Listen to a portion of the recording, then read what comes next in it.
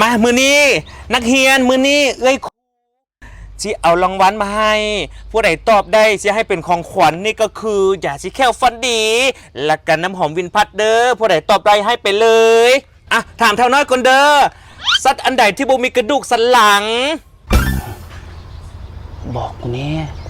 กูอยากได้รางวัลนะอุ้ยบอกข่ามึงเอ้ยงามเฮียนมึงบ่ตั้งใจเฮียนมันก็เป็นแล้วนี่แหละกูบ่บอกมึงดอกน้องกูนี่จะคือน้องสิตอบแต่อีปุ้ยบ่มีกระดูกสันหลังแต่คุยกับบ่มีกระดูกสันหลังกันนะเป็นคำตอบที่ถูกต้องเอามาเอารางวัลไว้พามึงมาผู้ใดพาเว้าแต่บ่มีกระดูกสันหลังนะโอ้ยเนาะก็เดี๋ยวว่าถูกแล้วโอ้ยบอกข่ามึงเอ้ย เนาะแมนวะมีระบอกกระดูกสันหลังนะแตดนะ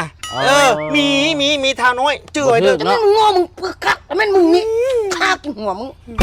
น้ำหอมวินพัดหอมโดนติดทนนาน24ชั่วโมงช่วงหนึ่งช่วงนี้ซื้อ1แถม1แถมยาแก้วฟันดี1หลอดอย่าลืมเอาไปใส่เด้อ